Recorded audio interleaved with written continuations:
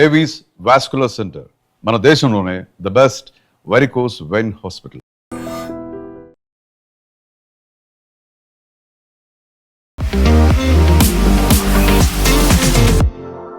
నమస్తే, నేను Kavitha. Welcome to I dream news and నిజాలు. ఈ శనివారానికి యుద్ధం స్టార్ట్ అయ్యి 4 వారాలు కంప్లీట్ అవుతుంది. అలాగే డొనాల్డ్ ట్రంప్ ఇచ్చినటువంటి 5 రోజుల బ్రేక్ కూడా అదే రోజు కంప్లీట్ అవుతుంది. బట్ డొనాల్డ్ ట్రంప్ ఒక 15 ప్రతిపాదనలను ఇరాన్ ముందుంచితే ఇప్పుడు 5 కండిషన్లను ఇరాన్ అమెరికా ముందుంచింది. ఒకరికొకరు ఇంత పోటాపోటీగా ముందుకెళ్తున్నారు. నెక్స్ట్ ఏం జరగబోతోంది? 28th తర్వాత కీలకమైనటువంటి మలుపు తీసుకోబోతుందా? ఎందుకంటే ఇప్పటికీ అదనపు బలగాల్ని ఇరాన్లో మోహరించేందుకు డొనాల్డ్ ట్రంప్ సిద్ధమైపోతున్నారనేటువంటి వార్త ప్రపంచాన్ని వణికిస్తోంది. నెక్స్ట్ ఏం జరుగుతుంది? మనతో పాటుగా ఉన్నారు సీనియర్ జర్నలిస్ట్ సురేష్ కొచ్చతిల్ గారు. సార్ నమస్తే.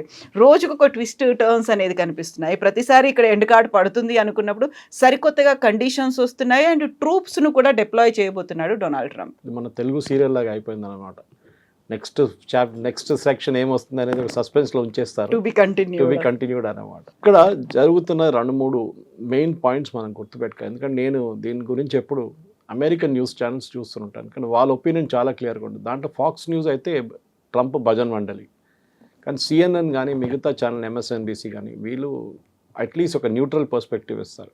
ఆఫ్కోర్స్ యాంటీ ట్రంప్ ఉంటారు వాళ్ళ ఒపీనియన్. ఒకటి, ట్రంప్ పాపులారిటీ రాయిటర్స్ చేసిన ఒక పోల్లో నిన్న 34% తగ్గింది. 34% పీపుల్ ఓన్లీ సపోర్ట్ ట్రంప్. దానికి కారణాలు ఉన్నాయి చాలా మటుకు, మనం డిస్కస్ కూడా చేసాం. ఒకటి, ఫ్యూయల్ ప్రైసెస్. అమెరికాలో fuel price per gallon which is 3.5 లీటర్స్కి $1 పెరిగింది. అంటే మన లాంగ్వేజ్ చెప్పాలంటే 90 రూపాయలు పెరిగింది 3 లీటర్కి, అంటే 30 రూపాయలు పెరిగింది అనుకోండి. కానీ అమెరికన్ ప్రజలు దాని మీద వాళ్ళకి చాలా కోపం ఉంది. ఎందుకంటే ప్రెసిడెంట్ ట్రంప్ ఎలక్షన్ క్యాంపెయిన్లో కూడా దీని గురించే మాట్లాడు, that I will bring the pump prices down. Biden ఏం చేయలేదు. బైడెన్ టైంలో చాలా హైవీ ఉండే ప్రైసెస్ ఫ్యూయల్ది, నేను తగ్గిస్తాను. రెండోది, నాకు యుద్ధానికి సంబంధం లేదు, నేను ఏ యుద్ధం మొదలుపెట్టను, ఇన్ఫాక్ట్ యుద్ధాలని నేను ఆపుతాను అని చెప్పి ట్రంప్ క్యాంపెయిన్ మీకు గుర్తుంటుంది. అందుకే కదా నోబెల్ పీస్ ప్రైజ్ కావాలని. ఇప్పుడు అది కూడా చాలామంది అంటారు, ఇవాళ కూడా ఆయనకు నోబెల్ పీస్ ప్రైజ్ ఇచ్చేస్తే అయిపోతుంది కదా, ఈ ప్రాబ్లం లేదు, నేను ఈ యుద్ధం నేనే ఆపాను, నేను మొదలుపెట్టిన యుద్ధం నేనే ఆపాను, దానికి నోబెల్ ప్రైజ్ కావాలంటారు ఆయన. ఇప్పుడు జరుగుతుంది ఏంటంటే, మనం ఈ డెడ్ లైన్ గుర్తుపెట్టుకోండి, సీక్వెన్స్ ఇవ్వండి. ఒకటి, మీరు చెప్పినట్లు 4 వారాలు అవుతాయి. అది కాకుండా ఈ మండే, ట్యూస్డే, వెనస్డే, మనం థర్స్డేలో ఉన్నాం, అంటే అమెరికన్ వెనస్డేలో ఉన్నాం మనం. ఇంకా ఫ్రైడే 5వ రోజు, అంటే మన సాటర్డే వాళ్ళ ఫ్రైడే. ఈ 5వ రోజు ఏం జరుగుతుంది? ఎందుకు ఇంకా 2 రోజులే ఉన్నాయి. ఈ 2 రోజుల్లో అమెరికా వాళ్ళ చాలా పెద్ద ఫోర్స్ని తీసుకొస్తున్నారు. మీరు చెప్పారు చూడండి, ఒకటి వాళ్ళ మెరీన్ ఎక్స్పెడిషనరీ ఫోర్స్ అని చెప్పి ఐఎన్ఎస్ ట్రిపోలి అని చెప్పి ఒక షిప్ని దాంట్లో తీసుకొస్తున్నారు. దాంట్లో 3000 మంది ఉన్నారు. వీళ్ళ దగ్గర యాంఫీబియస్ ల్యాండింగ్ షిప్స్ ఉన్నాయి. యాంఫీబియస్ ల్యాండింగ్ షిప్ మీరు చూసుంటారు బహుశా, మన వైజాగ్ వైపు మిలన్ నడుస్తున్నప్పుడంతా ఇండియన్ నేవీది, లేకుంటే అప్పుడప్పుడు ఎక్సర్సైజ్ చేస్తుంది. దీనికి ఒక షిప్ లాగా ఉంటుంది, కానీ ఫ్రంట్కి వెళ్ళే దగ్గర బీచ్ దాకా వెళ్తుంది. ఇది నార్మల్ షిప్స్ లాగా కాదు. అక్కడ వెళ్ళి దీన్ని ఓపెన్ చేస్తారు, ఇట్లా ఫ్రంట్ పోర్షన్ ఓపెన్ చేస్తే దాని లోపల నుంచి ట్రూప్స్ అందరూ బయటకు వస్తారు. సో యాంఫీబియా జస్ట్ లైక్ ఒక కప్పలాగా 2 చోట్ల ఉభయచరం అంటాం మనం. అంతే, మనం సెకండ్ వరల్డ్ వార్లో చాలా చూసాం ఇది, యాంఫీబియస్ ల్యాండింగ్ ట్రూప్స్. రిస్క్ ఎక్కువ దాంట్లో, ఎందుకంటే వీళ్ళు బయటకు రాగానే ఎవడైనా ఫైర్ చేస్తే ఎక్కడి నుంచి అనేది లాట్ ఆఫ్ పీపుల్, బట్ వాళ్ళకి ఎయిర్ సపోర్ట్ ఉంటుంది ఆ టైంలో. బహుశా వీళ్ళని తీసుకొస్తున్నారు అనే ఒక రూమర్ ఉంది. వాళ్ళు ఆల్రెడీ ఉన్నారు, they are in the Gulf of Oman now. వీళ్ళని స్ట్రేట్ ఆఫ్ హార్మూజ్ నుంచి తీసుకొస్తారా, లేకుంటే వీళ్ళని పారాడ్రాప్ చేస్తారా, లేకుంటే వీళ్ళని ఇంకేదైనా వార్షిప్ వై తీసుకొస్తారా చూడాల్సింది మనం. అది అట్లా ఉన్నప్పుడు ఇంకొక అంటే వీళ్ళ దగ్గర పారాట్రూప్స్ ఉన్నారు, స్పెషల్ ఆపరేషన్స్ గ్రూప్. 1600 మందిని వాళ్ళు యుఎస్ నుంచి పిలిపించారు, వాళ్ళ బేస్ నుంచి. వీళ్ళు రావడానికి 24 గంటలు కూడా పట్టదు, బహుశా వచ్చేస్తుంటారు ఇప్పుడు దాకా. ఖతార్లో వీళ్ళు ఉన్నారని చెప్తున్నారు. ఖతార్ నుంచి Kharg island is about 60 minutes. మీరు హెలికాప్టర్ రైడ్ తీసుకుంటే కూడా వీళ్ళు తీసుకెళ్ళడం బ్లాక్ హాక్ యూజ్ చేసుకోవచ్చు, or they can use some big aircraft paradrop, లేకుంటే వీళ్ళ దగ్గరని చినూక్ హెలికాప్టర్స్ కూడా వాడుకోవచ్చు. కానీ చినూక్ అంటే 24 చినూకులు కావాల్సి వస్తుంది, అంటే అన్ని ట్రిప్పులు కొట్టాల్సి వస్తుంది.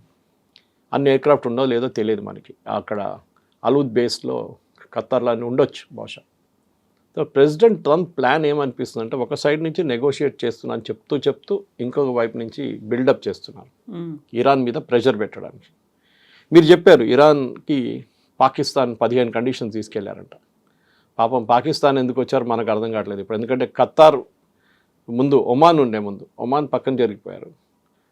తుర్కీ అన్నారు మేము వస్తాం అన్నారు, తుర్కీ కూడా పక్కన జరిగి, ఈజిప్ట్ అన్నారు మేము కూడా ఉంటాం, వాళ్ళు కూడా. ఎందుకు వాళ్ళకి అర్థమైపోయింది దీని ఇంప్లికేషన్స్ ఏమి ఉండబోతుందని. ఇరాన్ వాళ్ళ మీద దాడి జరిగితే పాకిస్తాన్ని కొడతారు. మీకు గుర్తుంటుంది ఖతార్ని కొట్టినప్పుడు వాళ్ళ మీద కొడితే ఖతార్ని కొట్టారు ఇరాన్ ఆ రోజు, గ్యాస్ పైప్ లైన్స్ వాళ్ళ ఏం చెప్తారు గ్యాస్ ఫీల్డ్స్ని. ఇదే పాకిస్తాన్తో జరిగిపోతుంది. ఎందుకంటే వీళ్ళ కోపం అంటే మీకు 15 కండిషన్స్ ఇచ్చారు అమెరికన్ వాళ్ళు, మేము దాన్ని చించిపడేస్తాం డస్ట్బిన్లో. మేము 5 కండిషన్లు ఇచ్చాం, నువ్వేం చేసావు దాంతో? నువ్వు వెళ్ళి అమెరికాకి ఇచ్చావా? ఇచ్చాను. వాళ్ళు ఏమన్నారు? మాకు తెలియదు అన్నారు. మళ్ళీ నువ్వు ఎందుకు వచ్చావు నడుము ఇట్లా అని అడుగుతారు. నీతో కేపబిలిటీ లేకుంటే why did you come? Because they are use to negotiating with the Omanis. Omanis చాలా ప్రొఫెషనల్ నెగోషియేటర్స్, మనం జెనీవాలో చూసాం. ఈ నెగోషియేషన్ ఫస్ట్ టైం కాదు కవిత గారు, ఇది 3వ నెగోషియేషన్.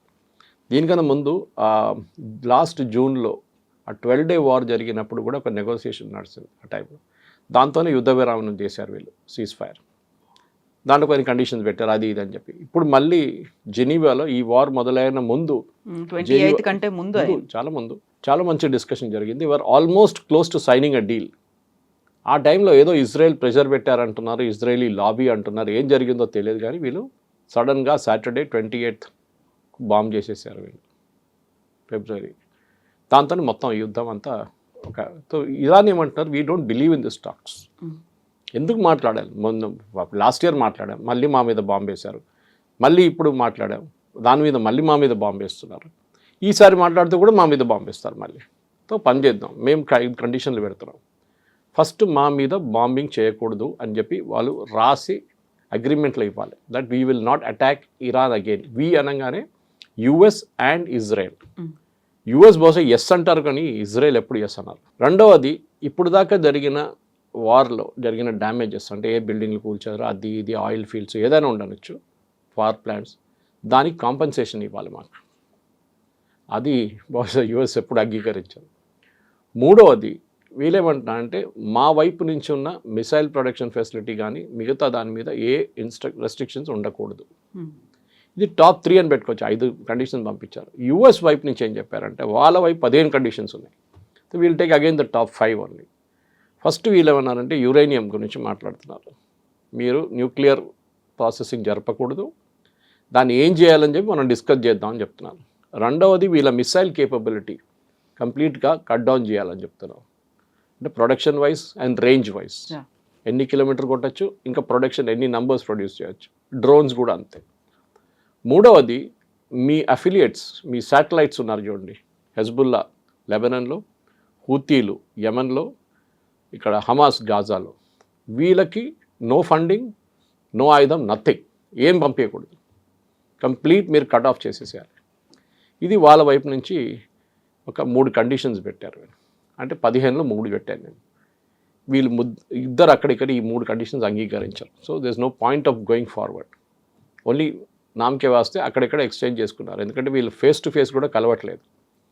ఇరాన్ ఏమంటున్నారంటే మేము మాట్లాడితే కూడా మేము ఇప్పుడున్న జారెడ్ కుష్నర్ అండ్ స్టీవ్ విట్కాఫ్తో మాట్లాడాము, because they are not professional politicians. వాళ్ళు, Steve Witkoff is Trump gulf buddy and వాళ్ళ కన్స్ట్రక్షన్ ఇండస్ట్రీలో ఫ్రెండ్, కుష్నర్ ఏమో సన్నిన్లా. వీళ్ళకి ఇద్దరికి పొలిటికల్ ఎక్స్పీరియన్స్ అసలు లేదు నెగోషియేషన్లో. మేము we will speak to vice president JD Vance and Marco Rubio, secretary of state, వీళ్ళతో మేము మాట్లాడతాం.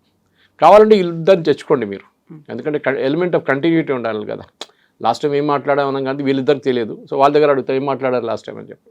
అది so this is what situation. ఇప్పుడు ఈ మీటింగ్ జరుగుతుందో లేదో చెప్పలేము, చాలా డౌట్ఫుల్. ఎందుకంటే ఈ మీటింగ్ జరగాలంటే ఒకటి అట్లీస్ట్ ఒక 5-6 పాయింట్స్ మీద ఒక అగ్రిమెంట్ ఉండాలి, రఫ్ అగ్రిమెంట్.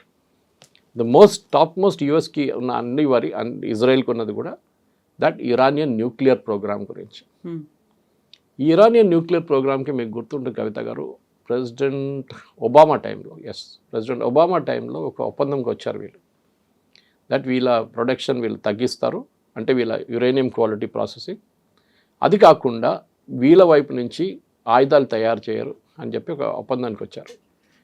ఇరాన్ది చాలా మటుకు డబ్బులు ఆ టైంలో అమెరికా బ్లాక్ చేసి పడేశారు.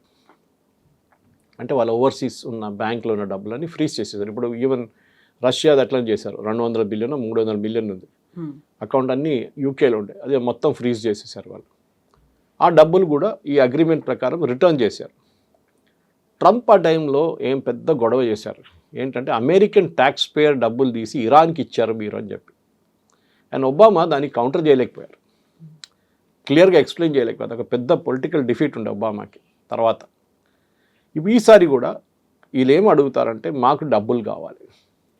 సో దీంట్లో మెయిన్ స్టిక్కింగ్ పాయింట్ మనందరూ తెలుసు ఈ స్ట్రైట్ ఆఫ్ హోర్ముజ్. హోర్ముజ్ నుంచి షిప్పులు ఫ్రీగా తిరగాలని ప్రెసిడెంట్ ట్రంప్ చెప్తే ఇరాన్ అంటున్నారు కాదు, దీని కంట్రోల్ మేము మిగతా అక్కడ ఉన్న గల్ఫ్ స్టేట్స్ అందరు కలిసి కంట్రోల్ మెయింటైన్ చేస్తాం. ఎందుకంటే మీకు గుర్తుంటుంది ట్రంప్ ఒక ప్రెస్ కాన్ఫరెన్స్లో చెప్పారు బయట మీడియాతో మాట్లాడుతూ, ఎవరు కంట్రోల్ చేస్తారు స్ట్రైట్ ఆఫ్ హోర్ముజ్ అంటే నేను మీ అన్నారు. And Ayatollah whoever is Ayatollah అంటే అక్కడ ఎవరు అయతోల్లా అంటే దాంట్లో 2 సంకేతాలు వచ్చినాయి బయటకు. ఒకటి అయతోల్లా ఉంటాడు, రెజీమ్ చేంజ్ లేదు, ఈజ్ అగ్రీడ్ హిమ్సెల్ఫ్ అనమాట ఇండైరెక్ట్లీ.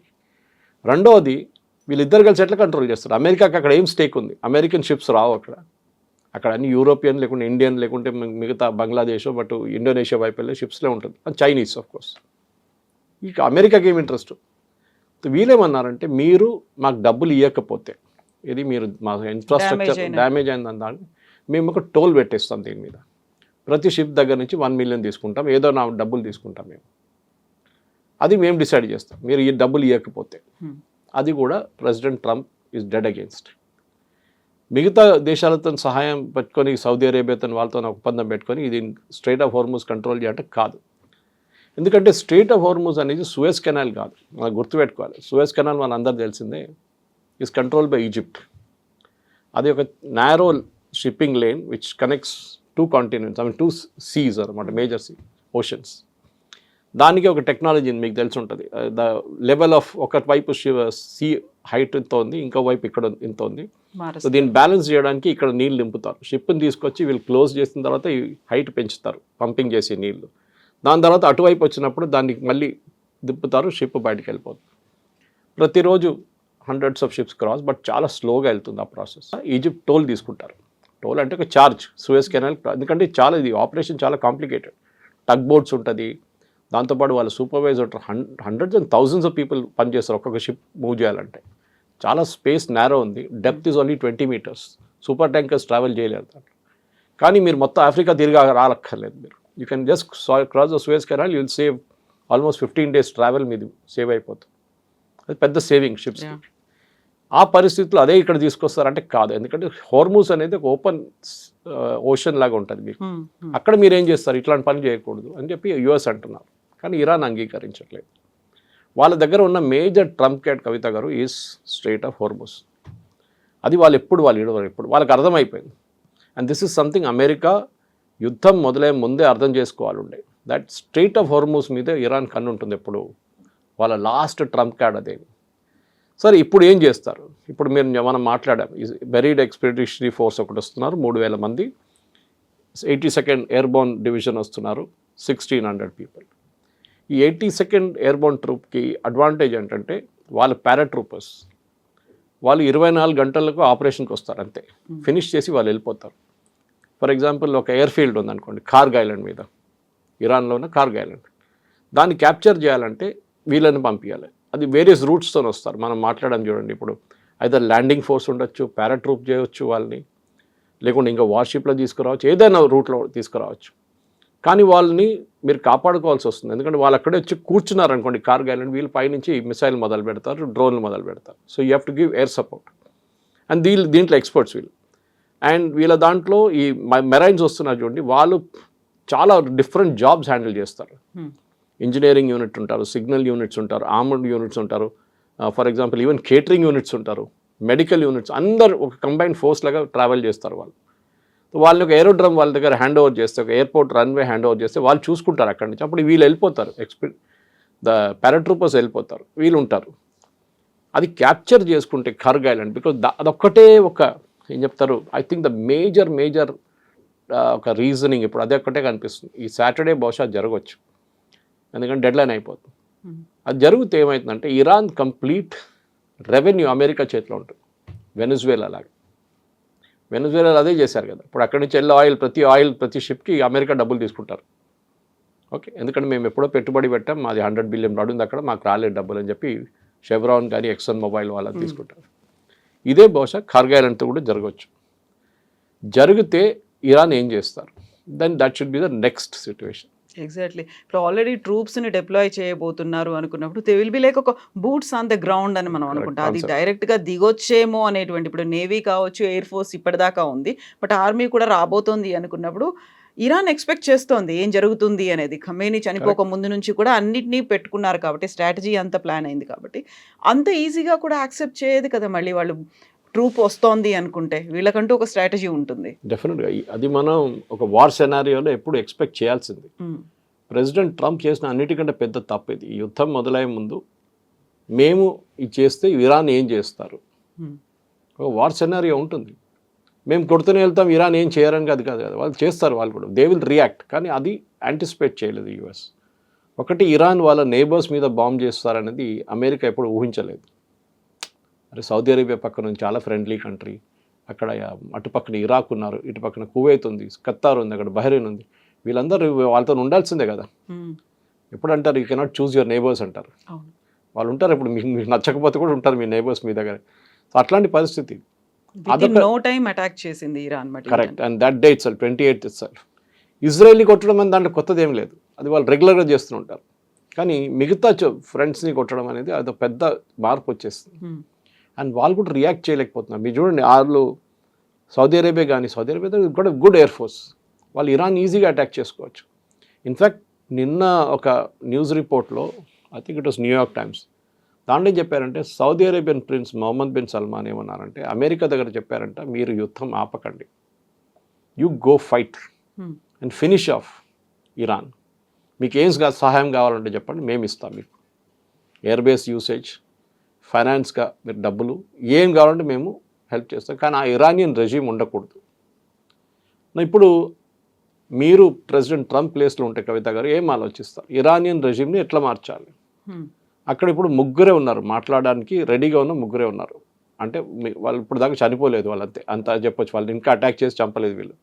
ప్రెసిడెంట్ కరెక్ట్, ప్రెసిడెంట్ పెసికిషాన్ ఆయన ఉన్నారు, speaker and this foreign minister, వీళ్ళు ముగ్గురే ఉన్నారు, కనిపిస్తున్నారు కూడా. ప్రెసిడెంట్ అయితే ఒక బ్లండర్ చేసిండు అన్న పెసికిషాన్, ఆయన యుద్ధం మొదలుగానే సౌదీ అరేబియా బాంబ్ చేయగానే ఒక అపాలజీ చెప్పాను, sorry we made a mistake, ఇంకా జరగదు ఇప్పటి నుంచి అని.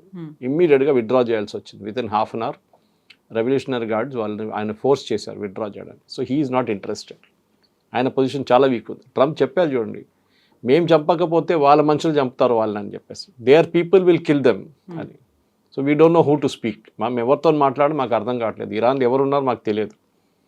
మేము అనుకున్నాం లారీజానీతో మాట్లాడదాం అనుకున్నా, కానీ ఇజ్రాయెల్ వచ్చి ఆయన కూడా కొట్టేశారు. And he was the most pragmatic face. ఆలోచించండి, ఇజ్రాయెల్ లారీజాని చంపినప్పుడు నాకు కూడా డౌట్ వచ్చింది, వై హిమ్? ఎందుకంటే అమంగ్ ఈ నలుగురు, ఇప్పుడు మనం చెప్పిన 3 పేర్లతో 4వ పేరు ఈయనది. అండ్ ఆయన would have been a great choice, because ఆయనకి రెవల్యూషనరీ గార్డ్ మీద పట్టుంది, ఆయనకి ఆర్మీ మీద పట్టుంది, అండ్ ఆల్సో పొలిటిక్స్ మీద అండ్ రిలీజియస్ లీడర్స్. నలుగురిని వీళ్ళు ఆయన తీసుకెళ్ళగలరు, తోడు తీసుకెళ్తారు, కలగరు, కానీ ఆర్ని చంపేస్తారు ఆయన. ఇప్పుడు ఎవరితో మాట్లాడతారు మళ్ళీ మీరు? You have to speak to only these 3 people. వీళ్ళు ముగ్గురికి అంత పవర్ లేదు. Whereas the speaker of the Iran parliament Mohammad Qalibaf, ఆయన దీనికన్నా ముందు ఎయిర్ ఫోర్స్ చీఫ్ ఉండే, and he was also the chief of the revolutionary guards. ఈ 2 పదవులు చాలా careful, especially revolutionary guards. So ఆయనకు ఆ పవర్ ఉంది ఒకటి, కానీ he the hard line religious bent of mind. అంత ఈజీగా అమెరికా చెప్పిన మాటలు వినరు. సో బహుశా వీళ్ళు ముగ్గురులో ఎవరినో ఒకరిని మాట్లాడుతున్నారు ఇరాన్తోని అమెరికా డైరెక్ట్గా, కానీ ఎవరని చెప్పట్లేదు. ఇరానియన్ ఫారెన్ మినిస్టర్ అయితే డినై చేసేసి, మేమైతే మాట్లాడలేదు, ట్రంప్తోనే మాట్లాడుకుంటున్నాడు, and he's just playing for the markets. ఈ మార్కెట్ రేటు, ఆయిల్ రేట్ తగ్గించడానికి చేస్తున్నారు, మిగతా ఏం లేదు position, which is sort of correct. కానీ ఇప్పుడు జరిగే దాంట్లో కవిత గారు, ఈ నెక్స్ట్ 24 hours టు 48 hours చాలా క్రూషియల్గా ఉండబోతుంది. ఎందుకంటే ఇరాన్ మూవ్ కాకపోతే Hmm.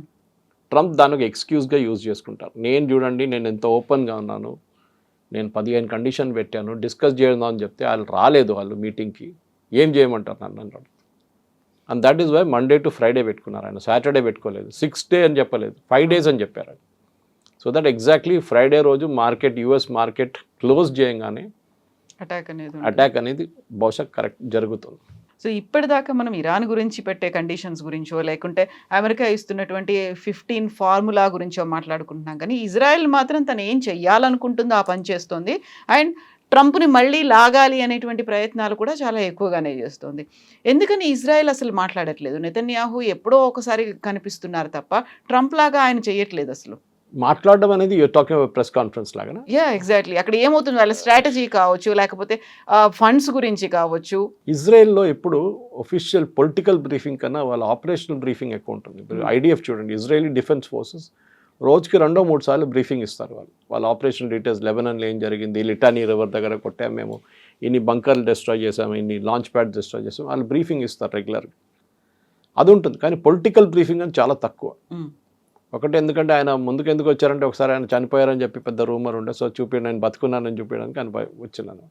కానీ ఇజ్రాయెల్ ఎప్పుడు బయట ట్రంప్ మాట్లాడరు వీళ్ళు. They are very very reserved వాళ్ళ కామెంట్స్లో. ఇజ్రాయెల్ కావాల్సింది ఒకటే, అండ్ స్పెషలీ నెతన్యాహుకి ఎలక్షన్స్ రాబోతుంది ఇప్పుడు కొన్ని నెలల్లో. ఆయనకి ఈ ఎలక్షన్ గెలవాలంటే యుద్ధం ఉండాలి ఆయనతో, ఇంకా నడవాలి యుద్ధం. ఇజ్రాయలీస్ చాలా టైర్డ్ అయిపోయారు యాక్చువల్లీ. ఎందుకంటే ఈ బంకర్లో పరిగెత్తడం, డైలీ బంకర్లో వెళ్ళి కూర్చోవడం రాత్రి అంతా, ద సిక్ అండ్ టైర్డ్ అంటున్నారు. నేను చూసాను, వర్డ్ యూజ్ చేశారు ఒక Israeli commentator, we're sick and tired, యుద్ధం ఎట్లైనా ఆగితే బాగుంటుంది. కానీ వాళ్ళకి తెలుసు ఇరాన్ని ఇప్పుడు కొట్టకపోతే మళ్ళీ ఇరాన్ ఇంకా పవర్ఫుల్ అయిపోతారు, హెజ్బుల్లా మళ్ళీ పెరుగుతారు. ఇవాళ కూడా వాళ్ళు మిసైల్స్ ఫైర్ చేశారు, యాజ్ వీ స్పీక్. ఒక గంట ముందు ఇజ్రాయెల్ మీద 3 మిసైల్స్ ఫైర్ చేశారు. సో హెజ్బుల్లాని కొట్టాలి. ఇన్ఫ్యాక్ట్ మీకు తెలుసుంటుంది, ఇరానియన్ అంబాసిడర్ని లెబనాన్ నుంచి పంపించేశారు. He was declared persona non grata and he was ask to get out. Lebanon అనే ఒక దేశం ఉందని మనం మర్చిపోయాం. హెజ్బుల్లా గురించి మాట్లాడుతాం. హెజ్బుల్లా టెర్రరిస్ట్ ఆర్గనైజేషన్, లెబనాన్లో కూర్చున్నారు. ఇజ్రాయెల్కి అదొక పెద్ద ప్రాబ్లం. ఎందుకంటే ఇప్పుడు వాళ్ళ మొత్తం ఎఫర్ట్స్ మీరు చూస్తే ఇరాన్ కన్నా ఎక్కువ వాళ్ళు లెబనాన్ మీద పెడుతున్నారు. సౌత్ లెబనాన్లో కంప్లీట్ క్యాప్చర్ చేసుకొని మా టెరిటరీ పడదు, మేము అక్కడ నుంచి ఖాళీ చేయమని చెప్తున్నారు. వాళ్ళకి ఒక బఫర్ జోన్ లాగా వచ్చేస్తుంది అది. ఎందుకంటే అక్కడి నుంచి మిసైల్స్ లాంచ్ చేసినప్పుడు నార్దర్న్ ఇజ్రాయెల్ వైపు ఈ బఫర్ జోన్ ఉంటే పనికొస్తుంది ఇజ్రాయెల్కి అనమాట. వాళ్ళ ఆయుధాలు కూడా, అంటే వాళ్ళ యాంటీ ఎయిర్క్రాఫ్ట్ గన్స్ కానివ్వండి, మిగతా ఇంటర్సెప్టర్స్ కానీ అక్కడ ఉంచుకోవచ్చు సదర్న్ లెబనాన్లో. ఇటువైపు ఇరాన్ వైపు వాళ్ళు ఏం చేస్తున్నారంటే, వాళ్ళు కంటిన్యూస్ ఇవాళ పొద్దున కూడా బాంబ్ చేశారు. వాళ్ళు స్పెసిఫిక్గా లీడర్షిప్ని కొడుతున్నారు. స్టార్టింగ్ నుంచి అదే కదా, 28th రోజు కొట్టింది లీడర్షిప్ని కొట్టే, ఇప్పుడు కూడా అదే చేస్తున్నారు. కమాండ్ అండ్ కంట్రోల్ సెంటర్స్ని కొడుతున్నారు. నిన్న సౌదీ అరేబియా మీద 25 డ్రోన్లు ఫైర్ చేశారు ఇరాన్, ఒకటే మిసైల్ ఫైర్ చేశారు. అంటే వాళ్ళ మిసైల్ లాంచింగ్ కేపబిలిటీ చాలా మటుకు డిగ్రేడ్ అయినట్లుంది. అంటే లాంచర్స్ని కొడుతున్నారు ఇజ్రాయెల్ కంటిన్యూస్గా. బహుశా that must be the strategy ఇజ్రాయెల్ది. వెళ్తూ ముందుకు వాళ్ళు అమెరికా లాగా వాళ్ళు మాట్లాడడం తక్కువ, వాళ్ళు పని చేసేది ఎక్కువ వాళ్ళ దగ్గర. అది ఎప్పుడు వాళ్ళది ఇజ్రాయెల్ కల్చర్ అట్లానే ఉంటుంది. అమెరికన్ ప్రెసిడెంట్ అట్లా కాదు, ట్రంప్ దగ్గర ఏమైనా అడిగితే ఏదో చెప్పేస్తాడు ఆయనకే తెలియదు ఏం చెప్పాడని. ఇది అట్లా కాదు, ఈజ్ మెజర్డ్ వర్డ్స్ ఉంటుంది ఇజ్రాయలీ ప్రైమ్ మినిస్టర్ది. ఇట్స్ వీళ్ళ బెంజమిన్ నెతన్యాహుది. కానీ అట్ ద సేమ్ టైం మనం ఇంకా ముందుకు వెళ్తున్నప్పుడు ఇజ్రాయెల్ని కంట్రోల్ చేయకుండా అమెరికా ఏం చేయలేరు. రేపు ఒక ఒప్పందానికి వచ్చారనుకోండి, ఇజ్రాయెల్ అప్రూవల్ లేకుండా అమెరికా దాన్ని యాక్సెప్ట్ చేయరు. ఇజ్రాయెల్ లేకుండా అమెరికా బాంబింగ్ చేయొచ్చు అంటే నో. అమెరికన్ సపోర్ట్ లేకుండా ఇజ్రాయెల్ ఇరాన్ మీద దాడి చేయవచ్చా, హెజ్బుల్లా మీద అంటే నో. రెండు వైపు నుంచి అమెరికా సపోర్ట్, ఇక్కడ ఇజ్రాయెల్ సపోర్ట్ చాలా క్రూషియల్. అండ్ యూఎస్లో మీకు తెలిసిందే జూయిష్ లాబీ అనేది చాలా పవర్ఫుల్. వాళ్ళు మీడియా కానీ మిగతా ఫైనాన్స్ కానీ ఈ సెక్టర్స్ అన్ని వాళ్ళు కంట్రోల్ చేస్తారు. సపోర్ట్ ఉంటుంది ఎప్పుడు యుఎస్ గవర్నమెంట్కి, జూయిష్ సపోర్ట్ ఉండాల్సిందే. అదొక చాలా క్రూషియల్ ఫ్యాక్టర్. దానికోసం నెతన్యాహు ఎక్కువ మాట్లాడరు బయట వచ్చి. ఆయన మాట్లాడుతున్నప్పుడు హీ స్పీక్స్. వాళ్ళ పబ్లిక్ ఎంగేజ్మెంట్స్ కనిపిస్తారు, ఆర్మీ యూనిట్స్ కలవడానికి వెళ్తున్నారు, రెస్టారెంట్కి వెళ్తున్నారు, వీడియోలు బయటకు వస్తుంది. బట్ ఈ 3 దేశాలు లాగర్ హెడ్స్ అంటారు, కంటిన్యూస్గా ఫైట్ చేయాలి అనే దాంట్లోనే 3 ఉన్నాయి. బట్ ఆ ఇంపాక్ట్ ప్రపంచ దేశాల మీద పడుతుంది, భారతదేశం మీద ఎస్పెషల్లీ. బయటికి వెళ్తే ట్రాఫిక్ జామ్లు అనేవి రోడ్ల మీద కనిపించట్లేదు, పెట్రోల్ బంకుల్లో కనిపిస్తున్నాయి, లాంగ్ క్యూస్ అనేవి ఉన్నాయి. You take any time, morning నుంచి మిడ్ నైట్ వరకు అదే పరిస్థితి ఉంది. క్రైసిస్ ఆర్టిఫిషియల్గా క్రియేట్ చేశారా, నిజంగా ఉందా, ప్రభుత్వం ఏం చేస్తోంది? క్రియేటెడ్ క్రైసిస్ ఇది, అంటే ఇది పానిక్ బయింగ్. ఇది నిన్న కావాల్సిన ఫ్యూయల్ హైదరాబాద్లో సప్లై అయింది, దానికన్నా 605 కిలోలీటర్ ఎక్స్ట్రా సప్లై అయింది.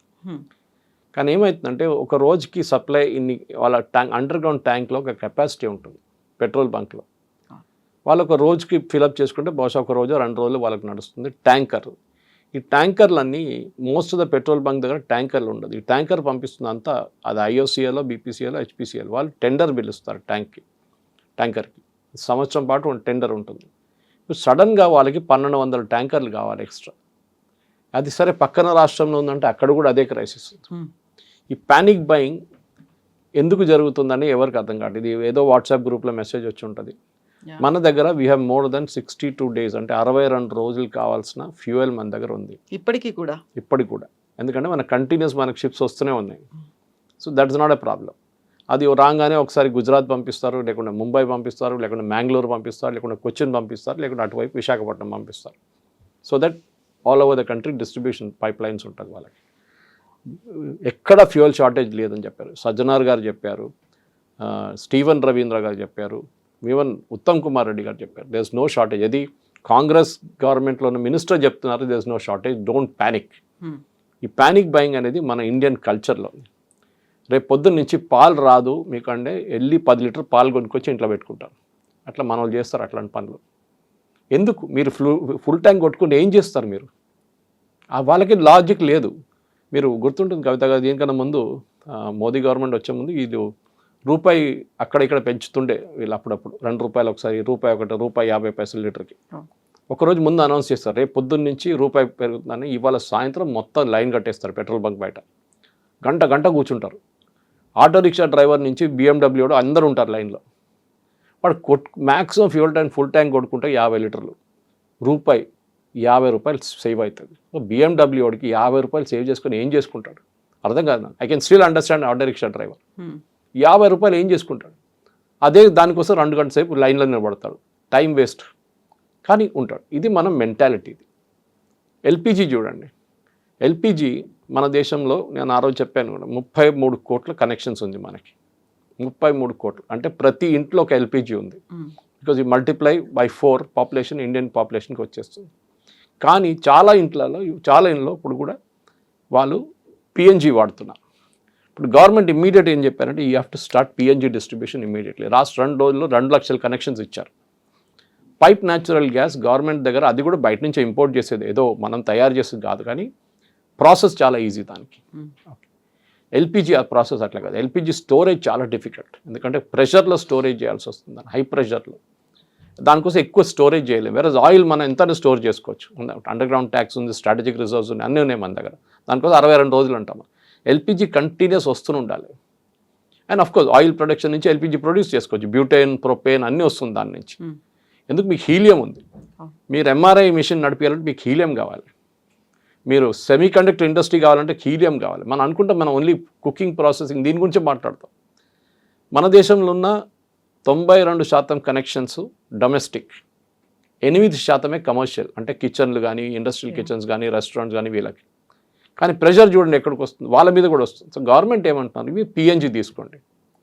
పిఎన్జి తీసుకుంటే మీ ఎల్పిజి ఆటోమేటిక్ సస్పెండ్ అయిపోతుంది, గవర్నమెంట్కి సేవింగ్ వస్తుంది. గవర్నమెంట్ ఇప్పుడు మీరు చూస్తుంటారు, ఇవాళ పొద్దున కూడా న్యూస్ వచ్చిన పేపర్లో, చాలామంది బుక్ చేసిన వాళ్ళకి క్యాన్సిలేషన్ నోటీస్ వచ్చేసింది. ఎందుకు వచ్చింది అది? బికాజ్ ఒకటే అడ్రస్లో వాళ్ళకి 4 కనెక్షన్లు కనిపిస్తున్నాయి ఇప్పుడు. So they using AI to check. ఒకటే ఇంట్లో, ఒక అడ్రస్లో, ఒకటే బిల్డింగ్లో, ఒకటే ఫ్లోర్లో, ఒకటే ఫ్లాట్లో 4 కనెక్షన్స్ కనిపిస్తుంది వాళ్ళకి. సో క్యాన్సిల్ చేసి పడేశారు 3. ఆబ్వియస్లీ వీళ్ళు స్టాక్ చేసుకుంటున్నారు. ఇది ముందేం చేస్తారా, 3 కూడా ఆర్డర్ చేయరు. ఇప్పుడు ప్యానిక్ వచ్చినప్పుడు అన్నీ ఆర్డర్ చేశారు సడన్గా, అప్పుడు పట్టుబడ్డారు. So government is saying PNG తీసుకోండి. I think that's most sensible. మా ఇంటి దగ్గర ఒక చాలా బిజీ అనే ఒక పరాటా సెంటర్ ఉంది. వాడి గారు వెళ్ళి చెప్పాను, వాడికి తెలియదు. వాడు అంటున్నాడు, సార్ నా డబ్బులు ఉన్నాయి సార్, నేను ఇస్తాను, చెప్పండి వాళ్ళకి ఇవ్వమని చెప్పి, నాకు 8 స్టవ్లు ఉన్నాయి, అంటే గ్యాస్ స్టవ్స్ ఉన్నాయి, నేను ఎల్పిజి కోసం కొట్టుకుంటాను, ఇప్పుడు కాదు, ఈవెన్ బిఫోర్ ఆల్సో సార్, నాకు అది ఇచ్చేసి అయిపోతుంది, ఒకసారి అడ్రస్ ఇస్తారని చెప్తే నేను I gave the address. Bhagyanagar gas ఎవరిది?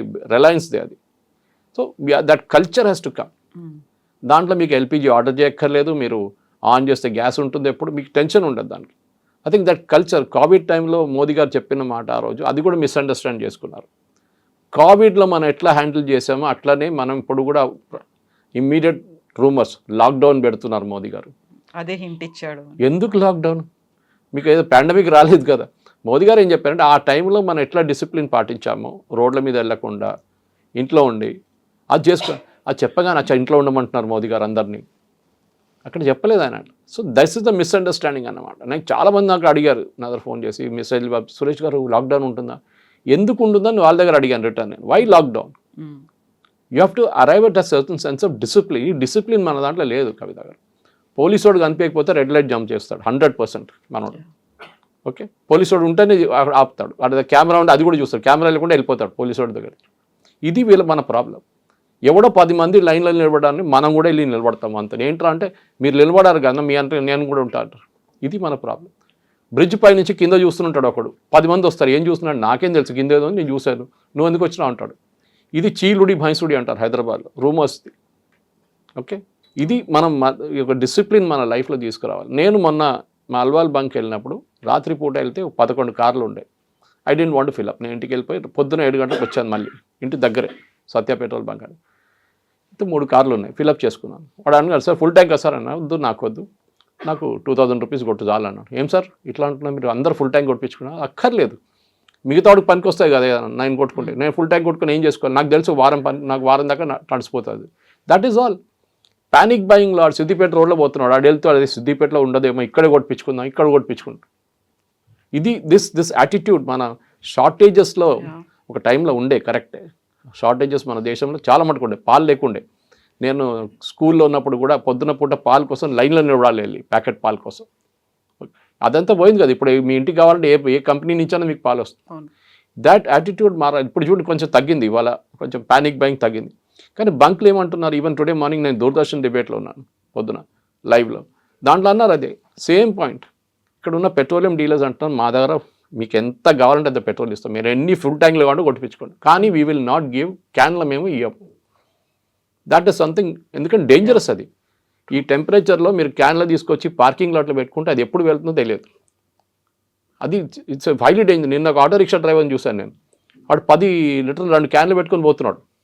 ఎందుకంటే నాకు వారం పనికి వస్తుందంట. రే నువ్వు ఎందుకు, నీకు వారం ఎక్కడ పెట్టుకుంటా, ఇంట్లో పెట్టుకుంటా సార్, ఇంట్లో ఇంకా డేంజరస్ రా బాబు అంటే అర్థం చేసుకుంటలేరు మనం. మన ఇందోర్లోకి యాక్సిడెంట్ జరిగింది, మీకు తెలిసింది, ఆ బ్యాటరీ ఛార్జింగ్ యూనిట్ నుంచి ఈవీ వెహికల్ది, పోల్ మీద కూడా పోయింది ఫైర్. వాళ్ళ ఇంట్లో బేస్మెంట్లో, వాళ్ళ ఇంట్లో గ్రౌండ్ ఫ్లోర్లో 10 సిలిండర్లు ఉంటాయి. మ్యాక్సిమం చనిపోయింది అది దాని కారణంగానే, అది బ్లాస్ట్ అయింది. This is something we need to learn. మనకు కావాల్సింది, we're not living in a nation of shortages. మీరు పాకిస్తాన్లో చూడండి, పాకిస్తాన్లో ఏం లేదు, పెట్రోల్ లేదు, డీజిల్ లేదు. శ్రీలంకలో 15 లీటర్లు ఇస్తున్నారు ప్రతి వారానికి ఒక కార్కి. మనం అది ఆ స్టేట్కి రాలేదు కదా మనం ఇంకా. కానీ ఎవరో చెప్పారంట రూమర్, అరే 20 లీటర్లు కొట్టిస్తున్నాడు వారానికి అంత, అట్లా ఏం రాలేదు. కానీ మన పరిస్థితికి రాకుండా చూసుకోవడానికి మన రెస్పాన్సిబిలిటీ ఉంది. యాజ్ అ సిటిజన్ ఆ సివిక్ సెన్స్ మనకి లేదు. Let us accept it. పక్కనోడు చచ్చాడు కానీ నేను బతకాలని చూస్తాడు మన వాళ్ళు. ఆ యాటిట్యూడ్ మనకు ఉంది, అది మనం మార్చుకోవాల్సింది. ఈ క్రైసిస్లో ఇది ఒక పెద్ద lesson. Thank you so much. Thank you.